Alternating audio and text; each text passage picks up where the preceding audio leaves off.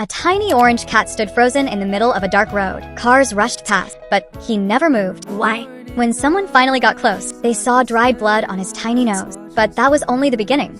A rescuer opened a simple paper bag, and the scared cat climbed inside without fear, like he had been waiting. At the clinic, an X-ray revealed a badly broken front leg. The truth was heartbreaking. Too weak for surgery. He got a cast instead. Then something incredible happened. Day by day, hope returned, and so did his beautiful smile.